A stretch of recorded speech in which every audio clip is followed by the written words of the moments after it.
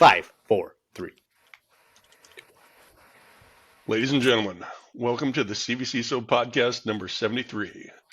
My name is Andy, I'm your host. Today we have founder of FR Secure, Evan Francine, executive director of Security Studio Academy, Dave Tuckman, and he puts the down in Jordan, the treasurer of the Minnesota CvCISO chapter. He makes TikTok videos from his car, Jordan Money Darlington. I do so much more than that, so thanks for the introduction. I don't think he does. I'm glad you stick with his. I don't think he does either. He says that. Yeah, I don't think he ain't does. seen nothing else except Exactly. for the TikTok. I make a mean omelet. Today, we have a distinguished member of the CvCISO community joining us, Glen Legus. He is the instructor of the CvCISO program, a black belt in karate, and one heck of a great guy. Also, we have Joe Moldenauer. She is an associate security analyst and newly minted CISSP holder, and one heck of a great coworker. Mojo. Before we get into it, a couple of quick items. The CvCISO program begins January the 5th, 2026. Great opportunity to level up your skills. Amazing guest speakers, and you could hang out with Glenn Monday, Tuesday, Wednesday evenings. Last Thursday, we had a first-time collaboration between FR Secure and Security Studio Academy. It was an online presentation on the secrets to building a CvCISO practice. It was awesome. It was amazing. There will be another one coming early next year on how to do a risk assessment. Get your seats now. That's about it for coming events. Hey, Glenn. Did you hear about the security incident that got away? Tell me about it. It ran somewhere.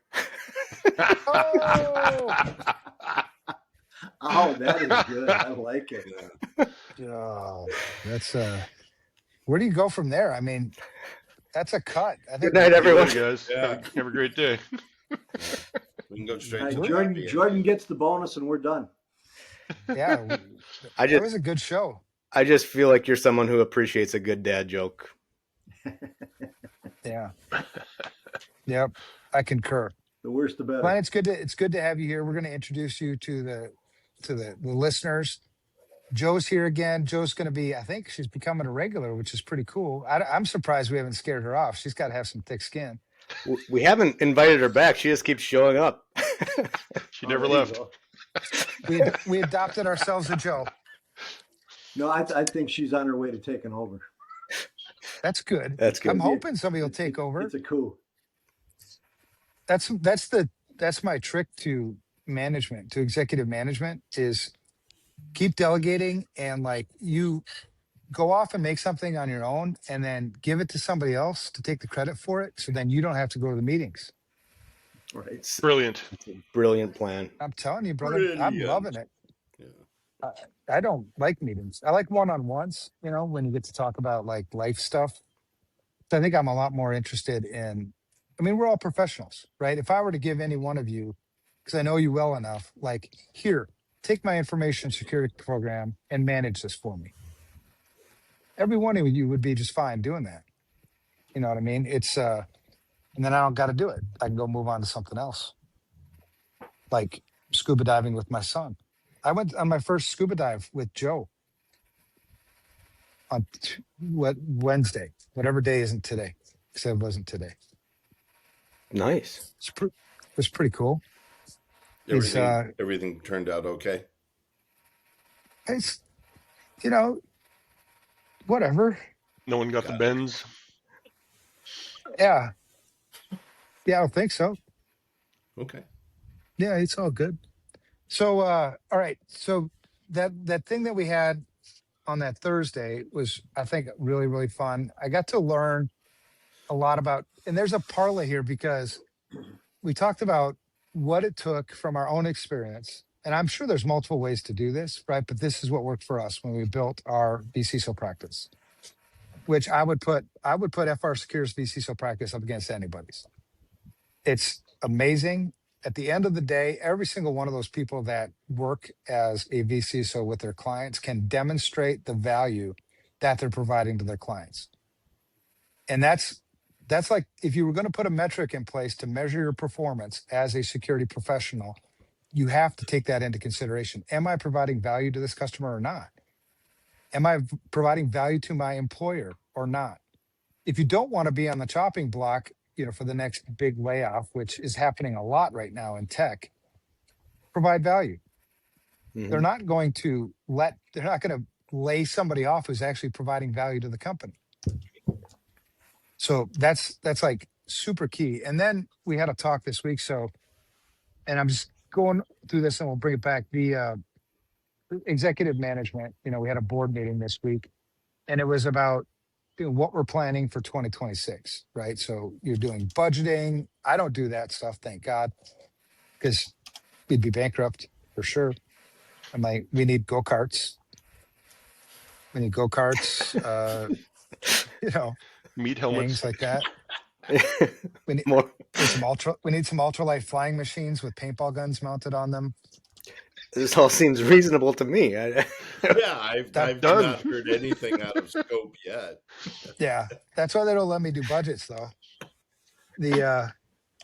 So they came back to me, and this was interesting because they were saying the market right now is really uncertain for information security, for buying information security services, right? They're saying that, most people, up until recently had been signing multi-year contracts, for VCSO services.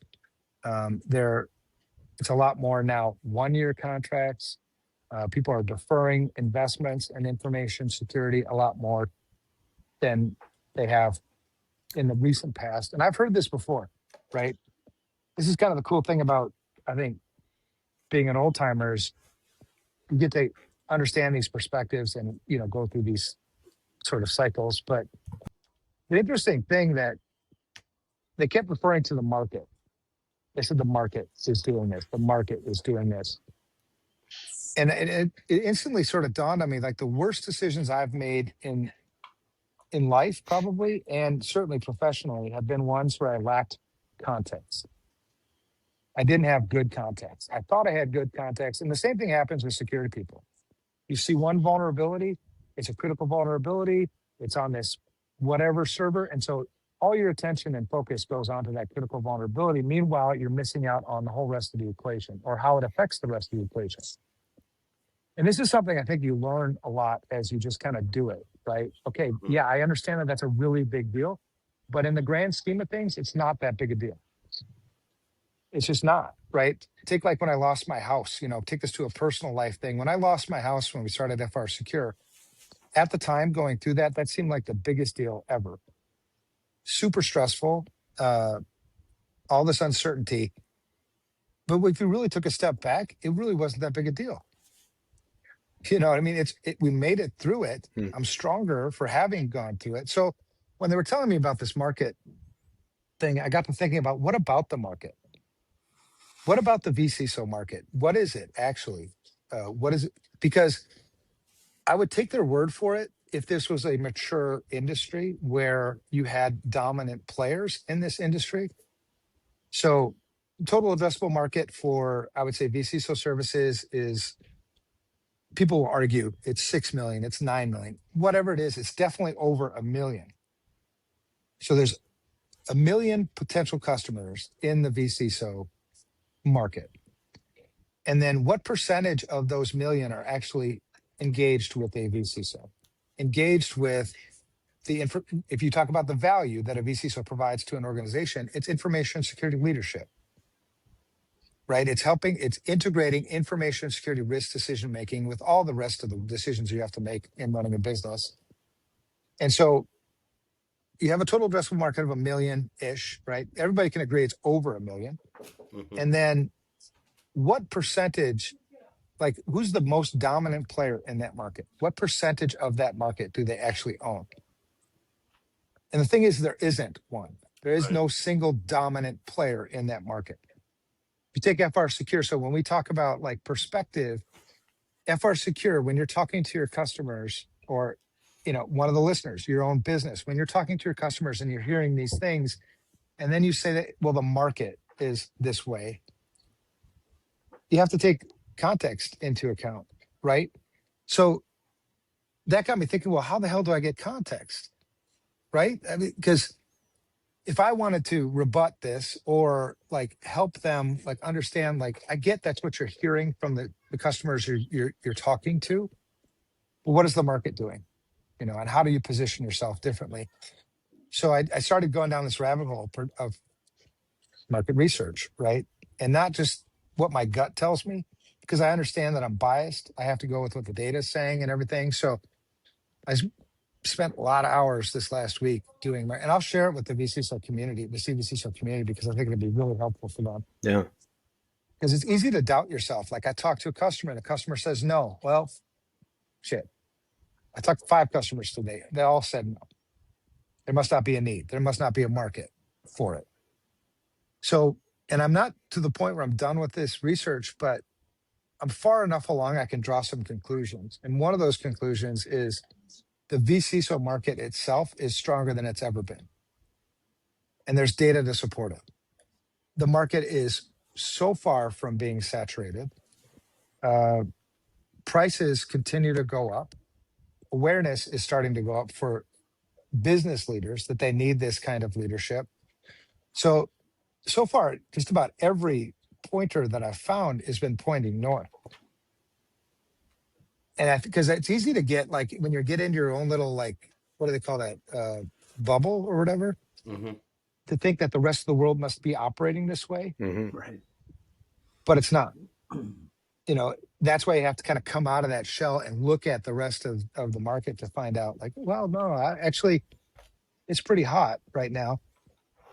And what you should take away from that is the importance of context in making really important decisions, especially those strategic decisions. Context is really important. So if you were to just to let that thought process go in the business planning, strategic planning of the business, you would have made a lot of wrong decisions, right? Because you would have been like, well, the customers I've talked to, you know, these small, that they're not, you know, the vCISO thing is waning or whatever. So then you start going out and trying to do other services and things. And Yeah. that would kill us if we did that. So context is super important. And then I think also taking away from that, the confidence that what we're investing our time in, that what we're investing our money in is absolutely the right place to put it. This is, I think, building a vCISO practice today based on what we've learned over the years. There's no doubt, absolutely zero doubt about it. So what was it that was influencing their their conclusions? It was the more like 1-year agreements that were being signed, or like what was? Well, see, the original like thing was because I think there's a lot of things that go into this. One is when you're on a track record of success, quarter after quarter after quarter, month after month after month, you're exceeding sales quotas, you're exceeding revenue projections, you're just killing it. And then you have a quarter or a month where you didn't hit it. Right. And so you're like, oh, okay. What did we learn? You start kind of going through this mentality of like, why didn't we hit it? Which is really healthy. What's not healthy, I think, is to rush to judgment. You know, you really have to dig deep to figure out like why.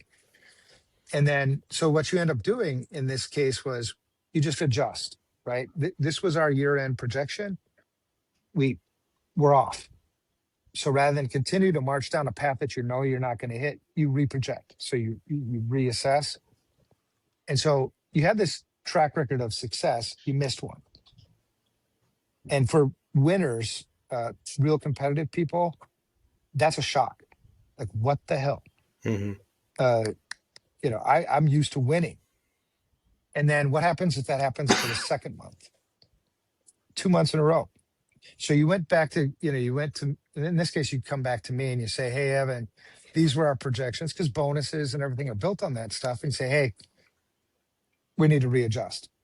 And I'm all about that, because I know everybody's working their asses off. Like, you should get a bonus. It's not, I don't want you, the reason why you set bonuses is to motivate people. And my team's already motivated. So I don't need it for that. You know, so you readjust once, reset bonus levels and things like that, and then it happens again. And then people are like, then you start getting like a little bit of panic, because we have to go back and ask Evan again. And I'm like, and then and what I said was like, this is all understandable, and I know that this isn't a question of effort. I think it's more of a question of swagger, believing in yourself. People pick up on that stuff when you say on a sales call, right? You pick up the phone and they know if you're lacking confidence. It comes across in your voice. It comes across in the things that you say.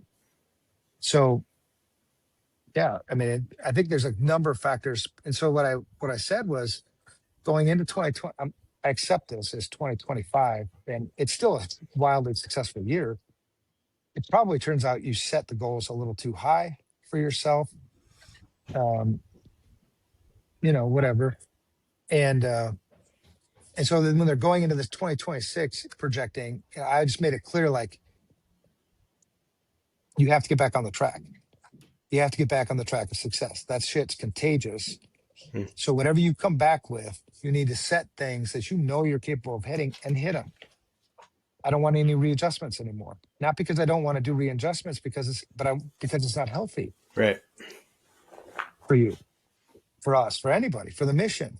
And so that's what we went into planning with, that kind of direction. And then they came back with the planning and gave goals, right, for the 2026. And to me, it felt like, I think they're good goals. A lot of thought went into it. What I sort of questioned was, do you have the right perspective? You know what I mean? You're basing, because what you told me, these numbers and things are all based upon is what you're hearing from the market. And what you're hearing from the market is, 1,000, maybe, if you talk to almost all the customers, 1,000 out of the million. And you're going to make decisions on the future planning out of that. I think we can do this. And that's kind of my job now, right? My job today isn't to manage shit. It isn't to come up with projections. It isn't to do these things. It's to, like, when you see an opportunity where maybe, because I'm not in the weeds, so perspective is easier for somebody who's not in the weeds. You can take this thing and kind of look at the context and then be like, all right. Yeah. And it never to, like, get you. Never like that. Like, what the fuck? You said this? That's stupid. No, it's like, I think we can do better. A lot better. Yeah. It's interesting because, like you said, there's going to be those cycles in business. And what I've seen is the times that you experience this stagnation or whatever in the economy, it's really fueled by people's confidence in the economy. Mhm. And so, and right now, there's things out there, like the government shutdown and tariffs and stuff that take away businesses' confidence. And that does steer decision making for sure, but at no time does that devalue or make the need for information security leadership any less viable. It makes it even more viable, right? Yeah, Because imagine, exactly. That's the irony of it. and And for a business leader, if you're focused on the market and the economy, you're not focused on your business. right, So it's a huge exactly. distraction because you couldn't do anything about it anyway. Hmm. Yeah, You can't do anything about the government shutdown. So it's stop worrying about the government shutdown. well, it's kind of like you got this ship trying to sail west. So you're still going west, and during that time, the winds will change, and the waves get higher, lower, whatever. But it doesn't change that the trajectory. You don't just say, okay, well, now we'll just make our ship go east because there's less resistance. Yeah. And I think that's super important for, as a security person, for us to know as security people, yes, people have these concerns and things, but don't let it distract you from what's important to run your business. Right. Yeah. Yeah. You Yeah. can thrive in times of, instead of looking at things like this as like a disadvantage, this is a huge opportunity. Because while your competition is distracted looking at these things that they can't control, you're focused on yourself and you're focused on your business and you're providing, more value than ever. Eventually, if you're not paying attention to what's going on in your business will fail.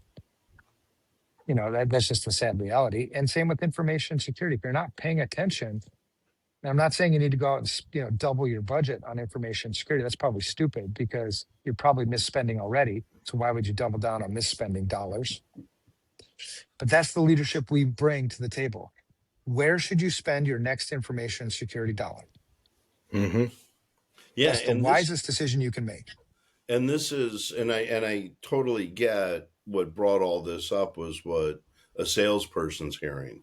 But Sure. for any of us as consultants, this is actually a very, very important conversation to be having with clients.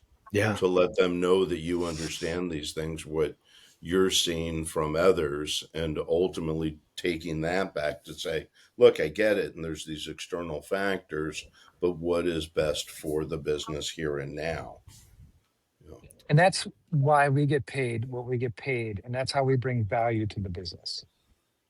It's not about, we have to install multi-factor authentication right now. It's not about the latest ransomware attack. It's not about all that other shit. Yes, that's important for context. But the number one thing we do for a business is we help them make more money, achieve your goals, right? If we don't do it responsibly, whatever you've built is going to come crashing down. And we went over that when we talked about that haulage company or whatever in UK. Yeah. Mm-hmm. 158 years old, great company, gone. And everybody, it's the human default to think, and we all do it. I do it too. It's the human default to think that that's not going to happen to me. That happens to other people. Yeah. And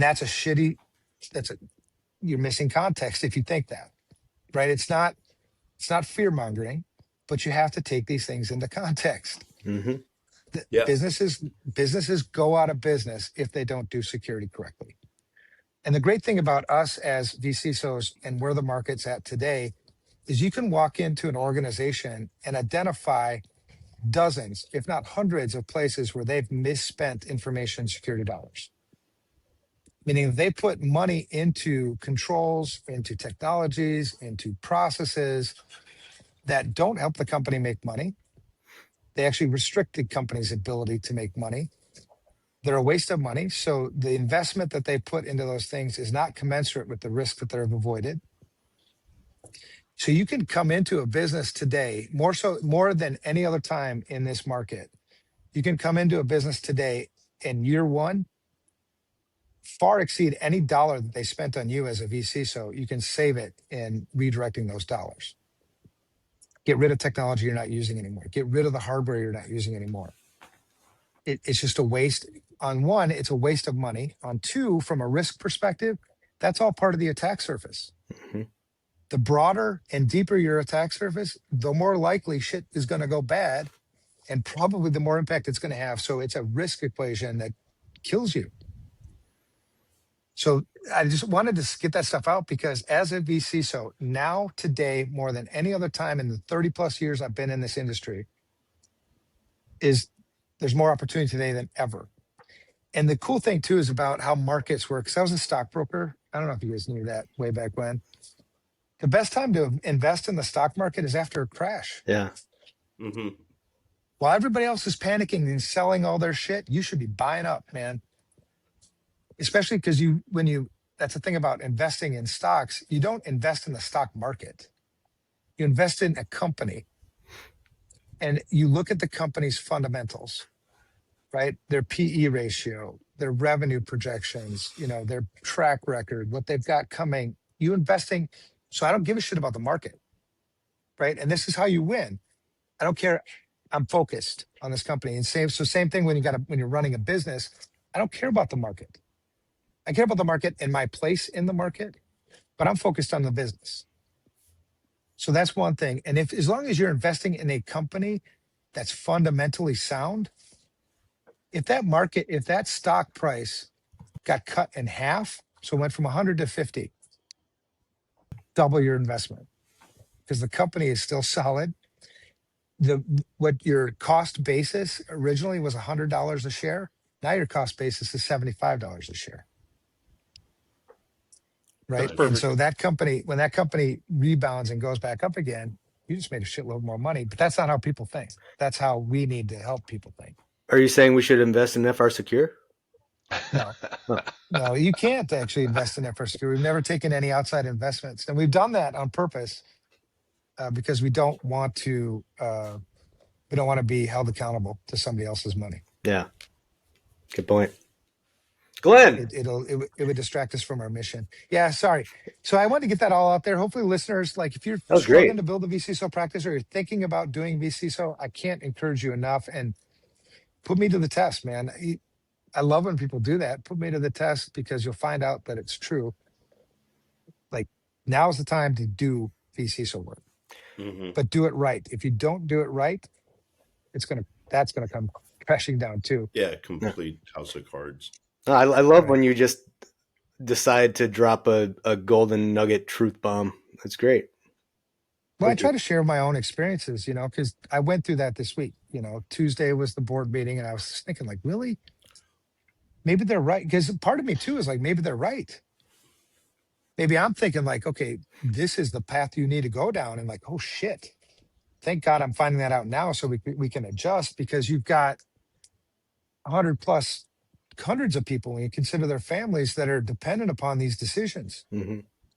They go to work every day. They bust their fucking ass. They gotta bring food on the table, and it's like the least you owe them is like, okay, let's do some research and try to make a good decision about this. Absolutely. So yeah, it was a really good learning experience for me, and I wanted to share it because I'm hoping that other people can learn from it too. I used to be a financial advisor also, and everything you were saying there, Evan, was gold. Yeah. Nobody, when I was a stockbroker, I made cold calls, 100 cold calls a day. This is why I have so much respect for salespeople. 100 cold calls a day. I was 19 years old, and the people I'm calling have money. Who's going to trust a And you 19-year-old didn't. with their money? Been there. So 100 cold calls a day. I lasted about a year because I was just straight commission, and I only made 2 sales that entire year, and one of them was to my mother. That's about right. Yeah. God Yeah, bless her. two penny stocks. One was called CE Software, and the other one was Apogee Robotics. Nice. Crazy, but that's the experience, right? That's how you get wisdom. Experience with pain. Yeah. So if I've already been through the pain, I'm trying to save you guys, others from going through the same pain. But if you want to, go right ahead. And if you're running your own, VCSO practice, and you're not going to listen to the pain, and you're going to go take shortcuts and do stupid shit, you will learn the pain because we'll put you out of business. I mean, I'm sorry to say it, but you don't belong here. Yeah. We're in this business to serve people. And if you're not serving people and you're not willing to learn how to serve people, there's no place for you. Get out. I mean, it sounds really cruel, but you're hurting people. Right. Yeah. You're taking their money and pissing it away. And it's like money is money. It's a zero-sum game. So if I lost $1 million on shitty information security investments products, or I lost $1 million to ransomware, at the end of the day, it's the same damn thing. The $1 million I don't have to grow my business. Right. So anyway, It's very it's difficult, I think in business to keep that mindset. I always think of from the show The Office. There was one thing that always sticks out to me when Michael Scott, someone comes to him and says, "It's not personal, it's just business," and his response was, "Business is personal." and I as much as that show is just kind of funny and stuff, like I'm like, that's nothing truer to me. Like yeah, in business you got to make some tough calls and stuff, but you can never lose touch of the personal side of it, whether it's well, your at the end of the employees day, or your clients. Like, people suffer when we make shitty choices. Yeah. That's just a fact, right? So when there's an incident, when there's a breach, somebody suffers. Somebody is suffering. Mm-hmm. And if nobody was suffering, none of us would care. Right. we wouldn't even be working on, data, like just data, not associated with any personal, like intellectual property. Well, that's going to hurt revenue, right? That's going to hurt people, the business, it, you know, uh, privacy information. Yeah, that hurts people. But that's why data classification is actually really important, because which of this information is actually going to hurt people and which isn't. But it's always personal. Yeah, you're absolutely right. If nobody suffered, I wouldn't care. But the thing is, as a CISO, as a vCISO, as a leader, if you don't feel the weight of these things, you either have to get your head checked or you shouldn't be a leader. Yeah, you just People are impacted by my decisions every single day, and you got to get that shit straight. This whole conversation reminds me of in the course, that whole question that week of, hey, would you rather spend $1 for cybersecurity that doesn't work? Or how'd that go, Glenn? Would you rather misspend an Evan's information phrase, security dollar? would you rather spend or misspend? Well, would you rather misspend Or not not spend. spend at all? There we go. And the right answer for that is not spend at all. right. Yep. And people are like, wow, because that's what people do, right? You're driven so much by fear, so much by emotion. The second thing, the worst decisions I've made, shitty context, in a close second place to that are decisions that I made that were emotional and not logical. Like, have you ever been in an argument with your significant other and said shit you regretted saying? And then later you're like, Yeah, she has. why the hell did I say that? Right. Yeah. But that's the logic emotion thing. So, you have to, you got to weigh those things right, man. She says Anyway. all the time she says stuff I regret. Yeah. I was teaching Joe some fatherly wisdom. He's down here, and about how I've never won an argument with my wife. I've even tried to, but I finally figured out why.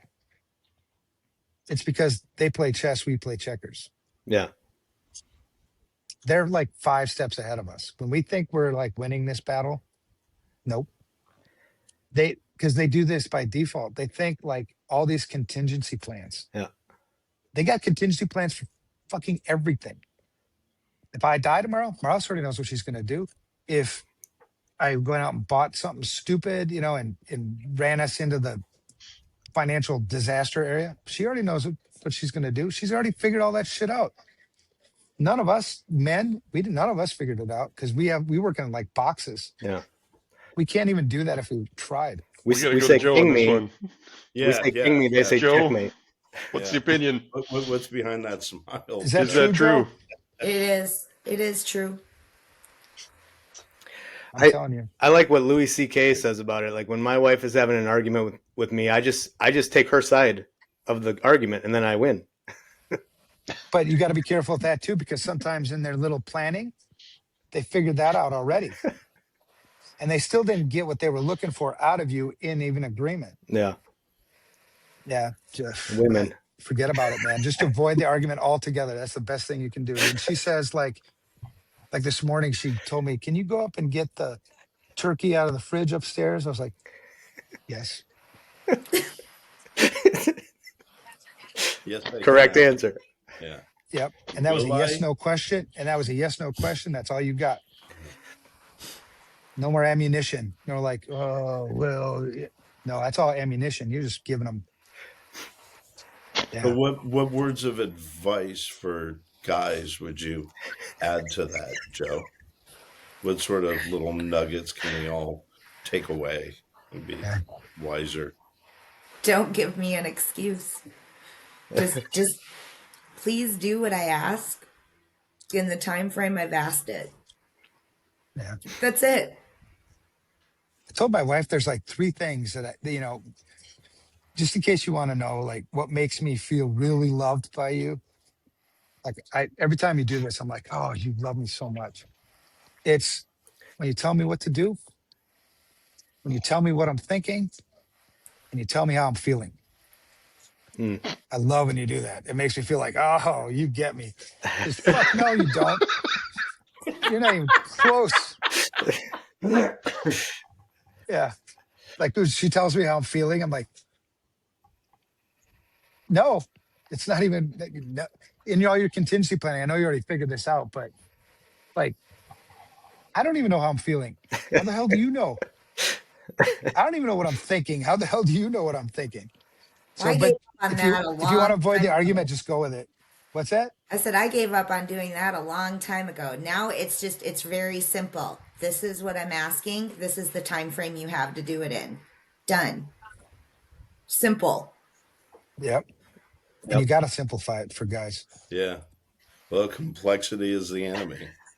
Yeah, So thank you totally for is. that. All right. Excuse me. So Glenn, tell the people, tell the listeners, now that we've gone down rabbit holes and shit. Sorry, I do that all the time. That's What do right. you We're do? hopping Who are out. you? And tell us your involvement with the CvCISO program and vCISOing and all that shit. Well, at the moment, I'm teaching the foundations class,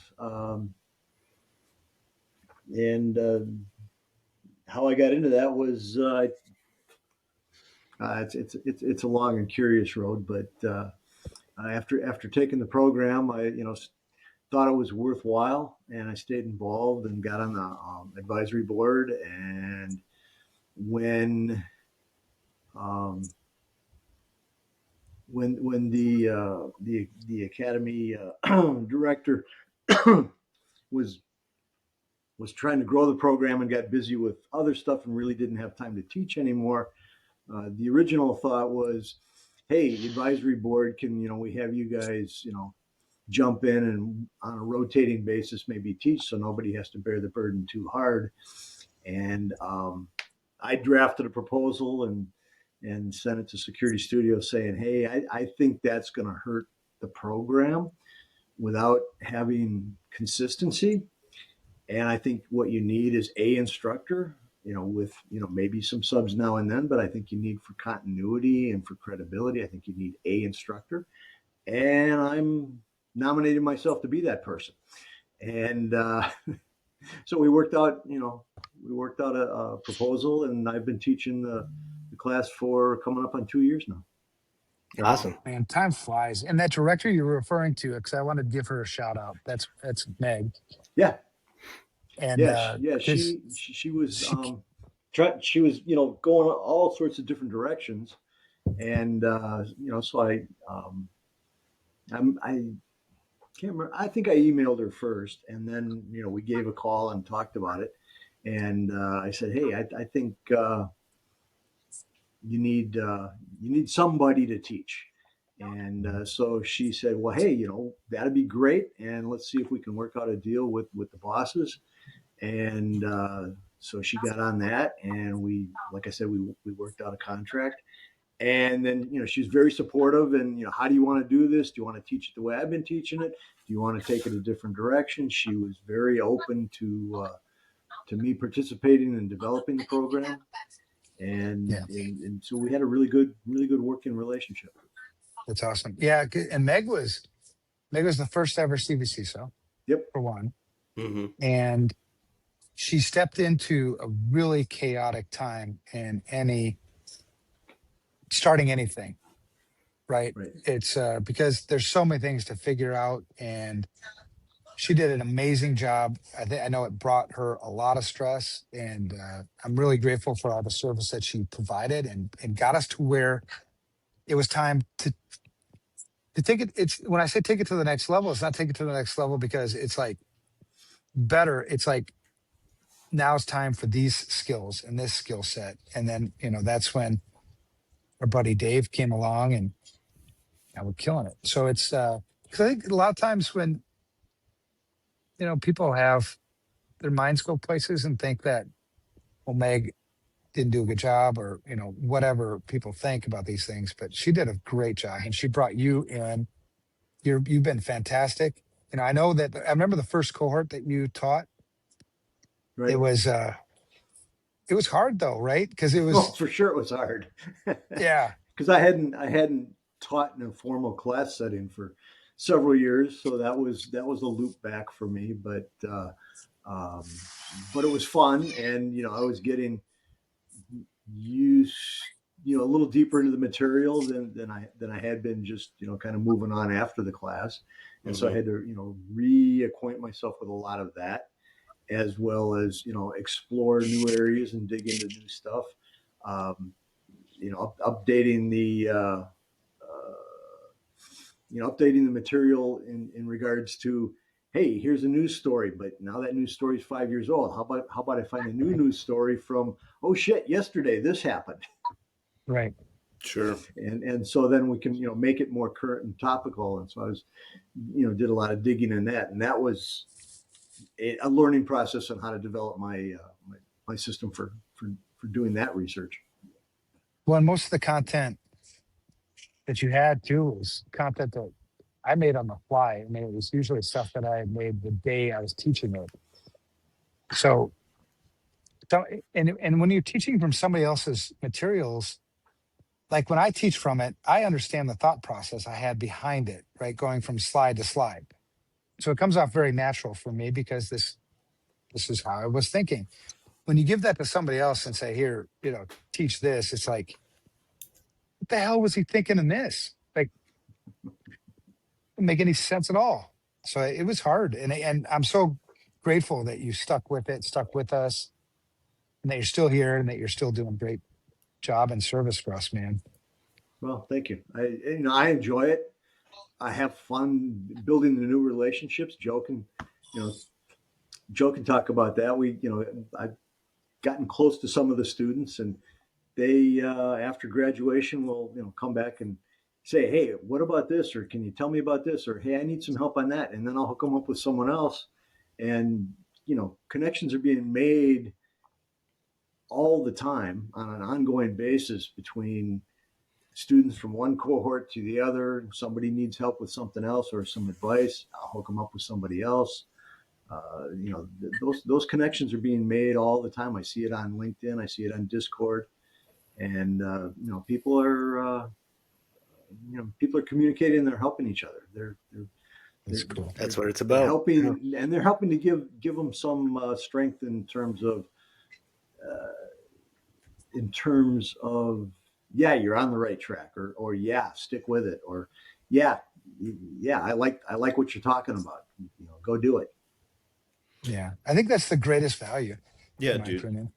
So glad you did the outreach that you did, even way before I was even part of the picture.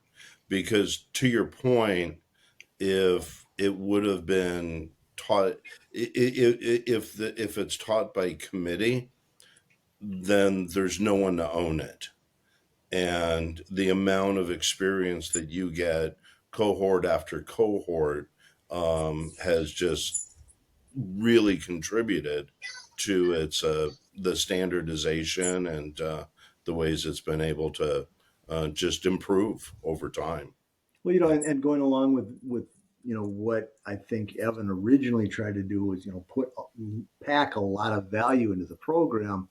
I'm always looking for ways to do that. And one of the things that we started doing was bringing in guest speakers. Mm-hmm. And I had a couple topics where okay, I'm not as strong in that area, but I can teach the material, but let's have someone come in that does this on a day-to-day basis. And so we had Felicia King come in, and she did an outstanding job. The class was wrapped. I think we went an hour over the class time, and then so then that worked. It was just something I tried. I didn't ask because I just wanted to see how it would go. And if it didn't go well, I'd can it. And if it did go well, then okay, we can work with it. But I didn't want it to be a committee decision, so I just did it. And then it went well. So we've been bringing in more people, and we had Nick and Nick last night. We've had Brian Gibbs. Christian McMillian was, these and I get people volunteering to do this. They want to help, they want to give back, they want to participate.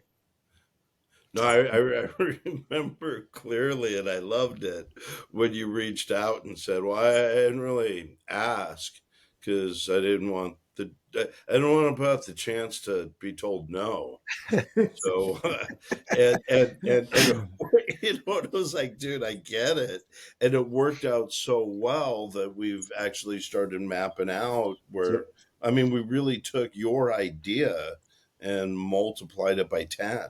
And that just showed how many other people have been through the program or understand it, see the value and see the value in wanting to play it forward with others. And Yeah, and so everyone we've had come in is a graduate of the program, except for one guy. Nick But Moan. he shows up with a partner that did go through the program. yeah, he totally got in on a technicality, Exactly. Right. and He got And in. kudos to you, Dave, coattails. on your management style, because you creating this, environment where people can do that. You can feel comfortable, because the fact of the matter is that just because somebody starts something, it doesn't mean it's theirs. Like the CvCISO program is not mine. It's not Dave's. It's ours. right, Right. So as long as you're motivated by those right values, right, to provide value to people, yeah, welcome. But if you start going the money way, where like you want to start selling, a whole bunch of shit that people don't need, that doesn't work, yeah, then you got to go. So I love it. I love that you've done that, Dave. I don't know if I've ever told you that, personally. I love your management style that you give people the opportunity to oh, dude, thank you. take chances, man. Yeah, yeah. Well, even when Glenn came back with it, it was like, dude, I love it, and how can we take that and make it better for everyone? And yeah, Plus, yeah. then they don't have to listen to the same monotonous voice week after week. Well, Dave, it's how do you tell someone, like, give me an example of how you sound when you're telling someone that that's a horrible idea? I think that's a great idea. Tell me more about tell that. me, Jordan, tell me more about your idea. Let's just walk and talk through I this. really want to understand this idea. Yeah. Um, yeah. Oh, that's No, what you said to me the other day. You get that all the time. exactly. I think I've No, heard that a time or two. What's that? I think I've heard that a time or two. Probably. Yeah. Well, in all seriousness, what I try and do when there's an idea or something, it totally happened with the building the secrets to building a VCSO practice. That was probably as good example as any, and that was Harmon's idea, 100%. It had been percolated in the back of his mind. So when we started talking about it, the mindset I have is, let's take the idea and let's try and figure out why it's not a good idea. Let's just Mm-hmm. take whatever it is, talk it through, and see why it's not a good idea. And if we come up with enough reasons, it probably isn't a good idea. But if we don't, then we very well may be onto something. And if you do that, you can kind of visualize the obstacles or hurdles that would play out, and it just gives you a bit. It's almost trying to look at it inversely, because I'll be real optimistic. So I just always want to go do stuff, and that was kind of the counterbalance to, okay, maybe jumping off this cliff, sure, it sounds like a good idea thanks to all the tequila, but let's talk it through, kind of a thing. That would be the best answer I could give you. That's why I always pitch my ideas to you over happy hour. Yeah. It's also one of the reasons I stopped drinking. Boom. But yeah, And where was all the tequila going? Were you? You and I have that in common, Dave, because when I was drinking, everything seemed like a good idea. Exactly. Yeah. You're just swimming in your own brilliance, waiting for the world to catch up. Yep. All right, Well, Glenn. Important I question. would Whenever, wager that I've had those types of conversations with each of you on whatever it is, you know. Yeah, for sure. Dave, you had Seabass, you had a question? yeah, important question for you, Glenn. I don't expect you to answer that it's anyone in this room, but you've been teaching for years.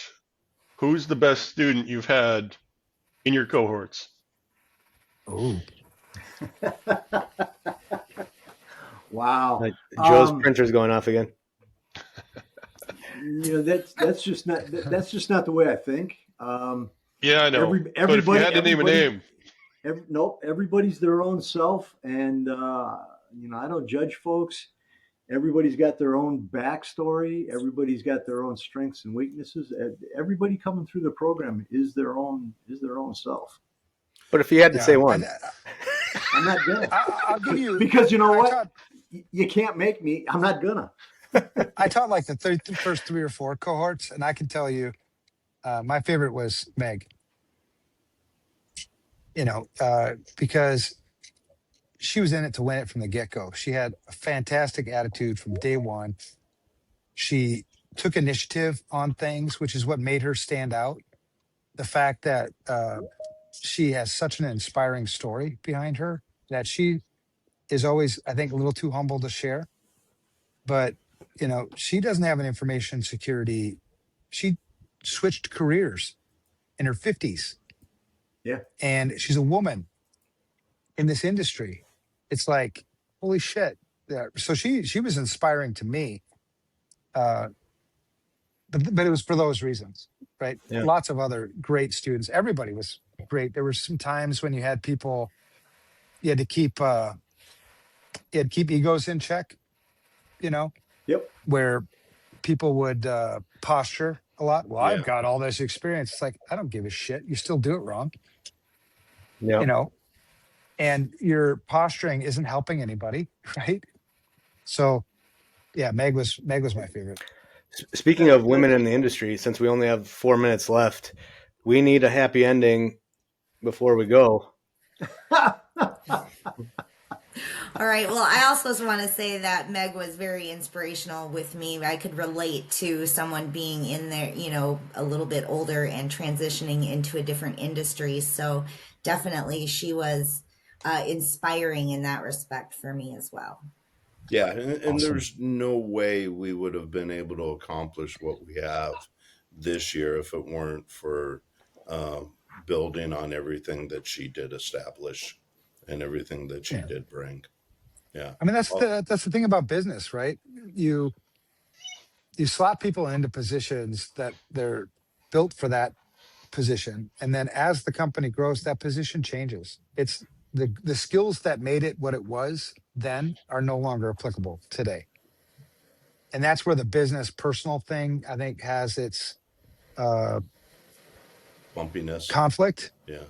Yeah, because it's like, yeah, I would love if Meg was still here today. The fact of the matter is, when you look at things and you look at what's best for the program and the mission going forward, it's hands down Dave. Dave brings skill after skill after skill that we need to go to the next level. There might be a day someday where Dave's skill sets no longer fit. You just don't know that, but I know that today, 100% confidence in Dave and your whole team, right? Fatima, Andy, Oh Glenn. yeah, it Hell is the yeah. whole team, and people probably don't realize, but there was a lot of conversations with John and I trying to look at every angle that we may have been able to make it work with Meg. It was not an arbitrary decision. No, but Yeah. I've been in business long enough that we've had to do that with a lot of people. Great Mhm. people, fantastic people, super skilled, super intelligent. The business changed, Yeah. and it's not. You just need. I remember when John had to fire his best friend who worked at FR Secure. They were like best friends, and he had to make that call, and they still are best friends. He had to make that call, like, the company outgrew you, and that's that's somewhat normal, right? You can't change kind of who you are, right? Sometimes, so it's not like on that person too, like, well, why didn't they grow with the company? We're not built, some of us aren't built for that. Like, I'm Right. not built for corporate America. So like if FR Secure became like a $1 billion company, shit, not my spot, man. Never Sure. gonna fit that. Yeah. No. Cool. All Hey, right, happy ending. I would like yeah, I would like an take it ending over, that would be Joe. so happy that I would smile and maybe laugh and not kick my dog. Well, I think the story I chose actually kind of fits in for the mojo of the day. So this story starts out just like any other ordinary morning, and teachers are taking attendance. So we're in a school setting, and kids are trading snacks, and then boom, the principal's inbox lights up with emails claiming that there are bombs on campus.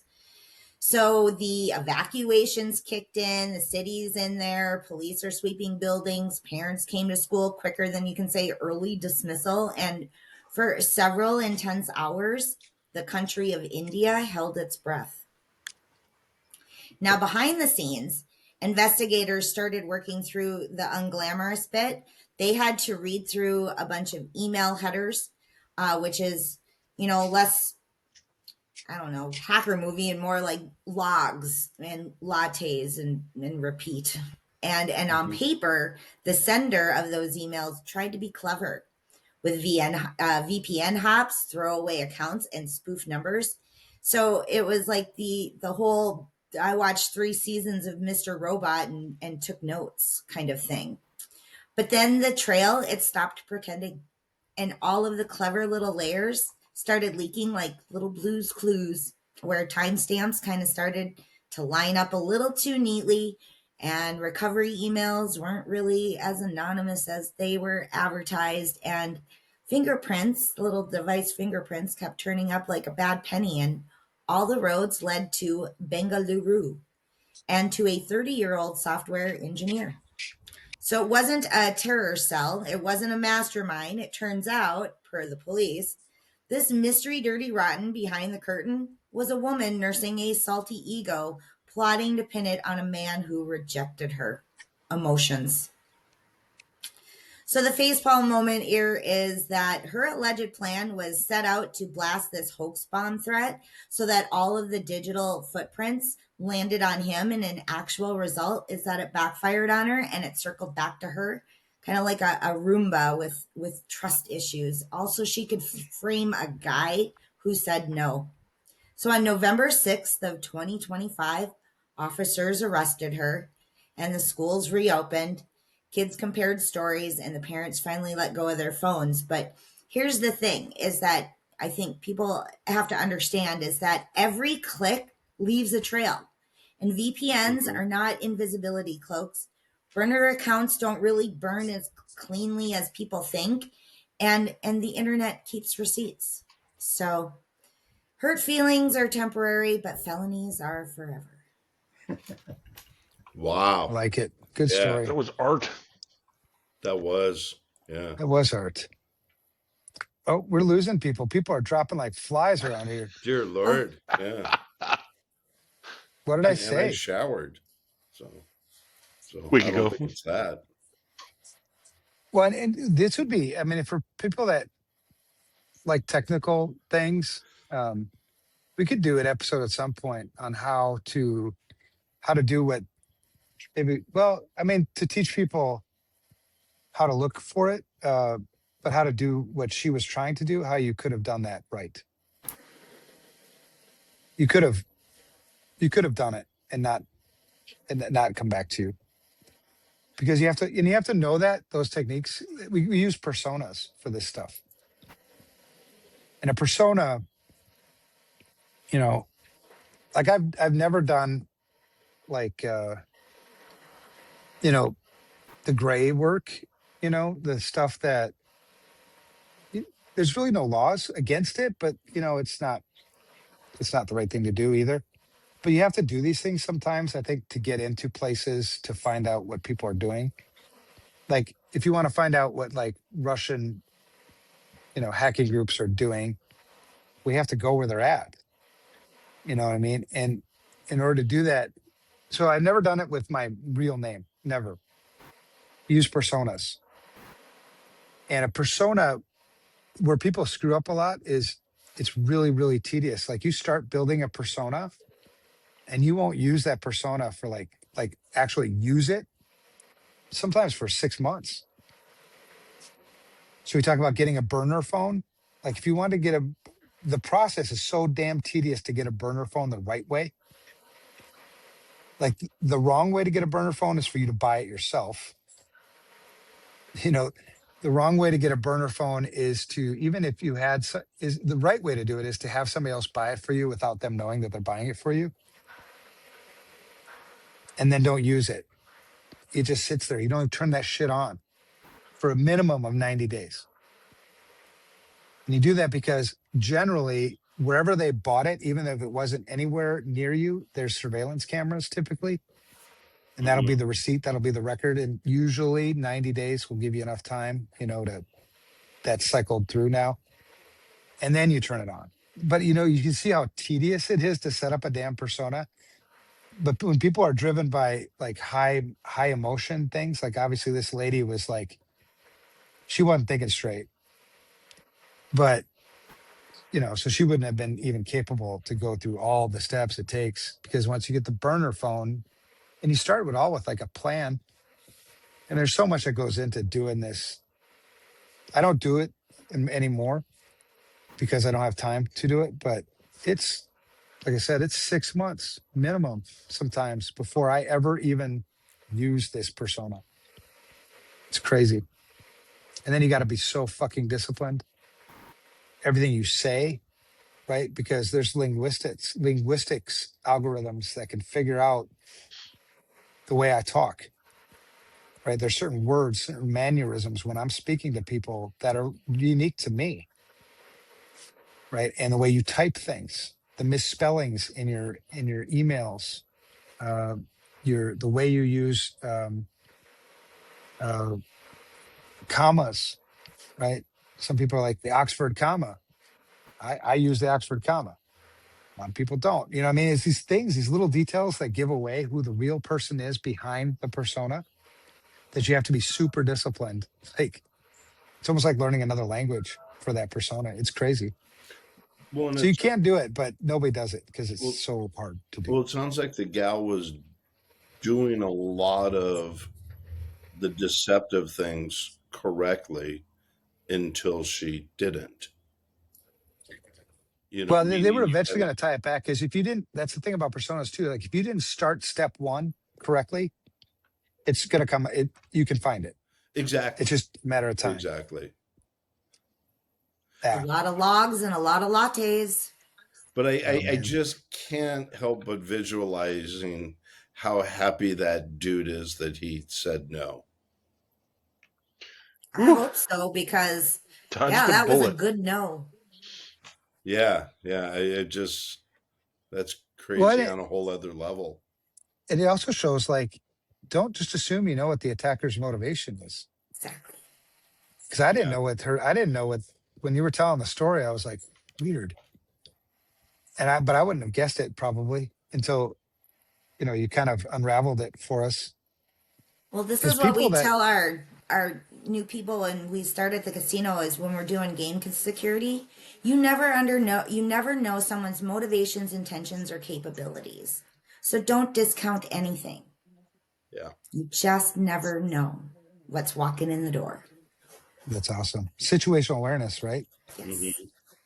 Yeah, you're a master at that, being in the casino. And you can take that and parlay that right into information security. So was there anybody in the article that said, I can fix her?